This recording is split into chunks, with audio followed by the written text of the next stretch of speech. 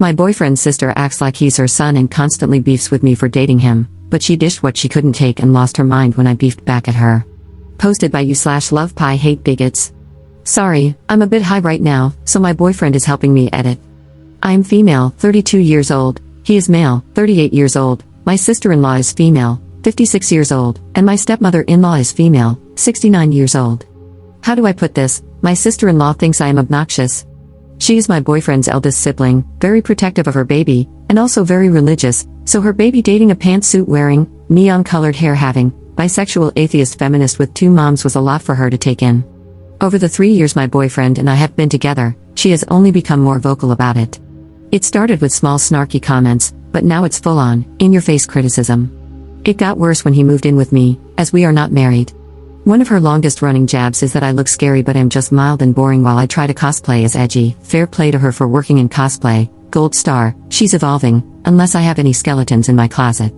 I am a happy person and have no problem laughing at myself, so I always just laugh it off when she says she will find my skeletons in my closet. It was my birthday recently, so we had everyone over. When my boyfriend went out for decorations, he returned with a plastic skeleton and held it up with that "we're so immature, but you're in, right?" look on his face and said, "You thinking what I'm thinking?" And, well, I was. This cheeky Cooper was giving me an offer I couldn't refuse, and I laughed and said, "You son of a Sith, I'm freaking in." So, we set the trap. Sure enough, my sister-in-law was busy telling anyone who would listen that we're unmarried, sleeping in the same bed. I smoked the green stuff, she could smell it, the usual. I ignored her, but then she started going on about me cosplaying as edgy, not being an authentic person, and how someday she would find my skeletons in my closet. My boyfriend started to laugh, and I said, "Oh, you didn't notice?" I walked her to our coat closet near the front door and opened it. There was Skeletor the skeleton, propped up in the corner. We all had a good laugh, and my brother-in-law said, "Freaking hell, you finally found it." But when I turned to her, the mood shifted from good-natured laughter to a nightmare. She was red in the face, silent, and crying. Then she slapped me and left without a word. I was stunned by the slap and not even prepared to deal with my stepmother-in-law, who asked me if I was happy mocking the woman who raised my boyfriend and told me I'm such a disrespectful jerk, but this was a new low.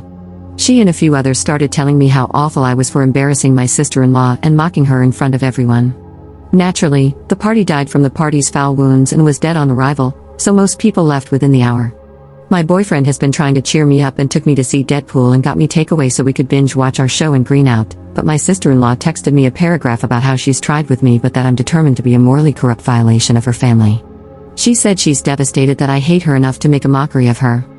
I replied with an apology, saying I'm sorry I hurt her and that I genuinely thought it was just a laugh we could share, and I offered to take her to lunch to talk it out. She said she wasn't interested in dealing with me further and that when my boyfriend wised up and left me, she would celebrate. There are texts from others and group chats where I'm being torn apart as vicious and malicious, and I'm boggled by it. I know there are definitely times when a person says it's just a joke and they are astronomically the jerk. So, am I the jerk here? Update 1 day later. Facebook is such a pain. My sister-in-law took to social media and made a post, tagging me. It was as long as a novel, but the gist of it is that I am a hateful woman who doesn't respect parental figures, and it must be because I'm an orphan. According to the post, I'm on several illicit substances and I've lured her baby into them as well. She also claims I've turned him against God and his family.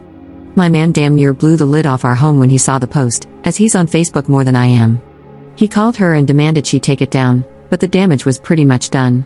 Family members came out of the woodwork, sending me links to rehab centers, church counseling, and addiction help. My personal favorite is the before me and after me photo comparisons. The before is a picture of him at church with his family on Mother's Day, and the after is a snap of him at a concert, showing his tattoos, drinking, and clearly drunk. Some people even came to the house to stage an intervention. My guy only started shouting and made them leave when I was referred to as a classless hussy and shameless slut. To be transparent, we use the green stuff and get high, but it's legal here, and we have jobs and maintain a good life. The after me photo isn't even from when we were dating, it was from beforehand. And for the record, I am not an orphan. My sister-in-law is married to an alcoholic who just recently got hammered, wrecked their car, and was arrested for being belligerent with the police and refusing to leave after his car was towed. All of this over some freaking plastic skeleton? Oh, and I am a shameless slut, so that one felt like a compliment. So, I talked with him about limiting contact, and he got upset. He loves his family, and despite this freak show, he loves his sister. He got stressed out and started having a panic attack. I helped him recenter, got him some water, and held him until he calmed down. He then asked if we could give it a bit of time to fizzle down and said he would try to talk sense into his sister. So, we're giving it time. I'm not mad at him. I know this is hard for him, but this is crap. I'm being bombarded with texts and even emails calling me a demon woman, saying I'm shooting up my significant other, and that I hate Christians, none of which is even true. It's just a lot, and I'm hating every moment of it. Second update 3 weeks later. I am out of emotional freaking real estate here, but here goes everything. I have a feeling this isn't going to be short, so TLDR, my sister-in-law is depressed and self-harming after we cut her out, and my boyfriend is clearly hurting. I guess I have to start naming people, as this is turning into something of a saga. My boyfriend, Dean, yeah, I'm a Supernatural fan, so sue me, lol, sat me down a few days after my last post. He was very calm, and that was my first sign that I needed to gird my loins because I was in for a doozy. For some background, I'm usually the calm, logical one, while he's the passionate, deep-feeling type. But in this situation, we became the polar opposite of our usual selves. He looked me right in the eye and asked me, point blank, no BS, how all of this was affecting me. Every time he'd asked before, I couldn't bring myself to fully tell him how upsetting it all was because I'm always the put-together one. But this time, because he was so calm and direct, I just broke down. Nightmare isn't even the word, it was hell. We live in what's known as a small big city, meaning it's large, sure, but once you get into certain circles, you find that everyone knows you, or at least someone who knows you. It can feel like a small town in that sense. Our state is generally religious outside of our city, so rumors spread quickly. With my sister-in-law, I'll call her Ren going forward, launching social media attacks on me, it became the scuttlebutt everyone craved. Some people sided with her, not most, but enough. I started getting dirty looks and rude treatment. Even my hairstylist, who is their cousin, told me she couldn't work on my hair anymore until this was resolved because she was getting pressure from the family, i.e., Ren and my stepmother-in-law, Penny. It was petty and schoolyard level immature, but it was enough to make me feel bad. I got done saying all of this to Dean, and he simply said, okay then, we'll block them. Just so matter of fact. I knew it was a hard decision for him because he loves the hell out of his family, they're his world. So I pushed back on the idea, telling him I could never stand in the way of him and his entire family. I started crying harder and he had to sit me down, get me some wine and water, then blanket burrito me. He hugged me until I could finally talk again. I told him I couldn't live with myself knowing I made him choose me over his family, and he said I hadn't made him, they did. From there, we started talking logistics because he wasn't budging. I was sad the whole time, because normally I'm tough and have a don't give a crap attitude, but he's so close to them, and I'm not overly close with most of my own family. I hated the thought of taking something so rare and beautiful away from him, whether it was my fault or not. We cut them off, blocked almost everyone after sending a text explaining what was happening and why. And to make it worse, it was Ren's birthday party the next day. I took my guy to a festival in the city so he wouldn't have to think about it, and we were out until 2 or 3 in the morning. When we got home, our neighbor told us that a lot of people had come by, knocking on our door, 1 or 2 at a time, and a couple of them even asked our neighbors if we were home. Later, while I was making lunch, the police came by for a wellness check. They said his mother was concerned about him. Him, not me, just him.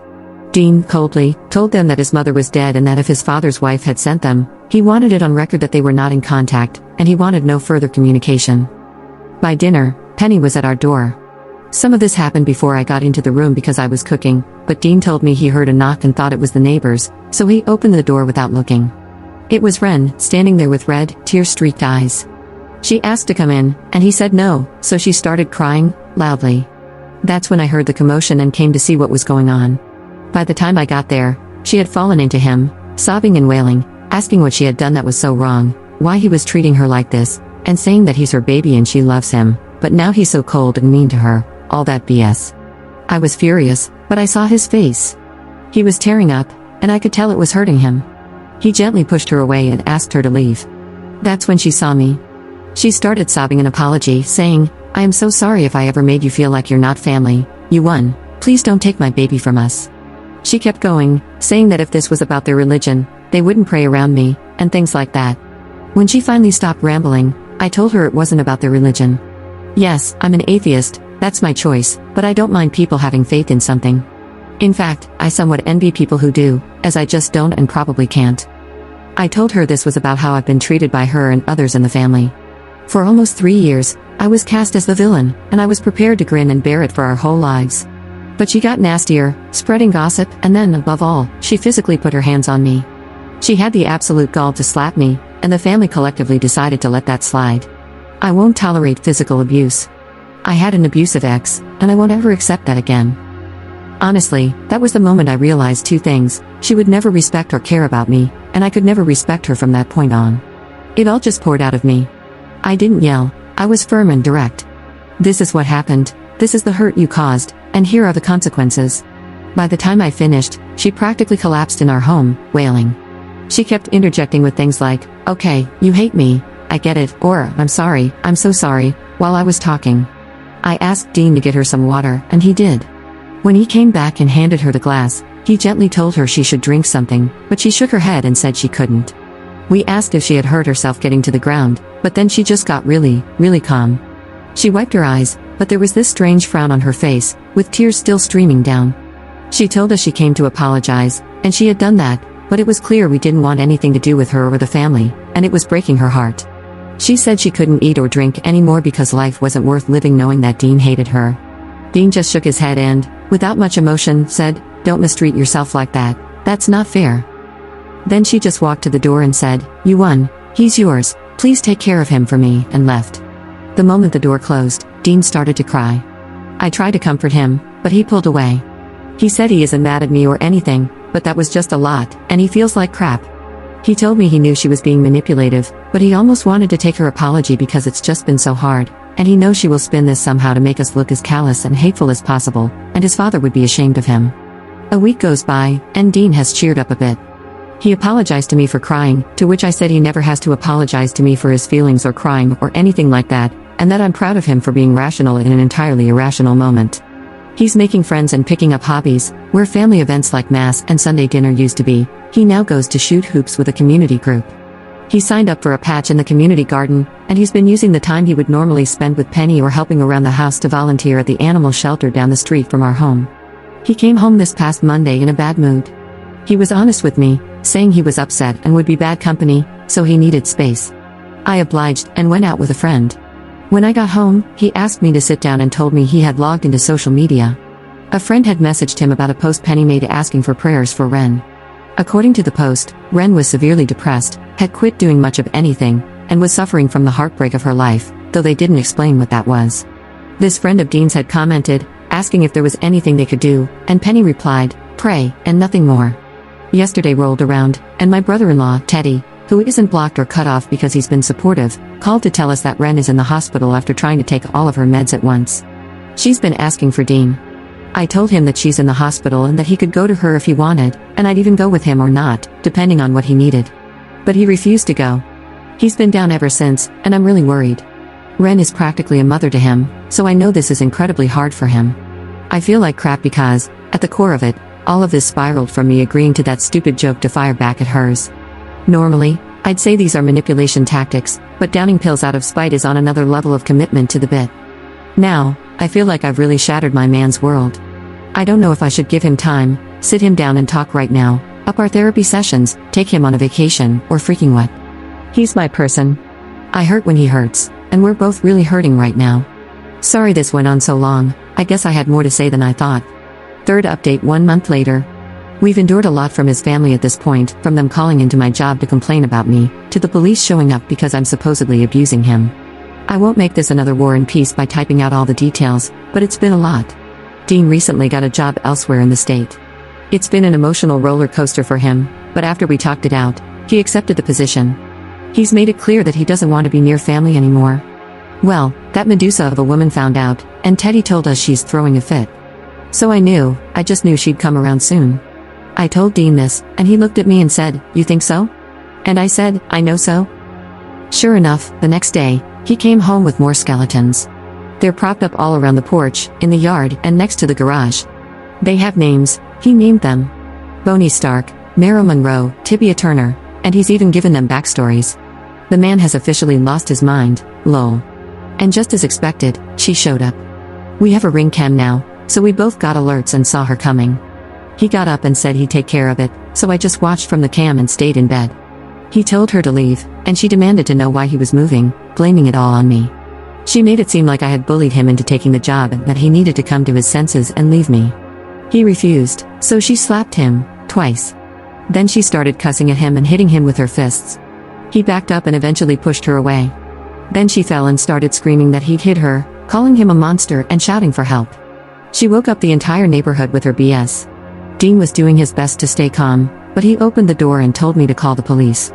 As I watched through the ring cam, she smugly said that if he dared to call, she would tell them that both of us attacked her. She even showed him her arm and said she had the injuries to prove it, claiming no one would believe him. He just stared at her and walked back inside.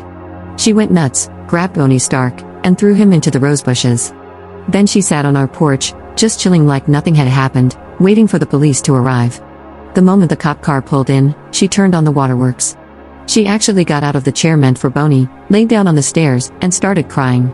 The police sorted things out pretty quickly because, as Oscar-worthy as her performance was, we had footage. It was my turn to be smug. I cast it onto our large TV for everyone to see. When she realized she was caught, she cussed me out, calling me a beach and a loser, a harpy who had charmed her baby and then lunged at me. Dean stepped in, got in her way, and told her to get the hell out of our house, calling her disgusting and manipulative. Then he said, "I'm not your baby, and you know what? Thank you. Thank you for showing me who you are. Now I can't wait to get away from you. Good job." I think she realized it all in that moment because this time, when she cried, I believed her. She just sobbed as the cops took her outside. We had her legally removed and put in a request for a restraining order. We currently have a temporary one while the case is being reviewed, but it will expire after we move. Now, we're just being careful about our personal information. Dean was really sad the first few days, but now he's excited. He keeps talking about the city we're moving to, how fun, quirky, and full of live music and events it is. I know he'll eventually mourn everything once it catches up with him, and he's keeping busy to avoid thinking about it too much, but it's so good to see him smile again. I've missed that. The family has tried harassing us, but he forwards them the footage and tells them that if they don't want him to go fully no contact, they need to stop and keep Ren under control. Sometimes it makes him cry, and other times it just makes him mad.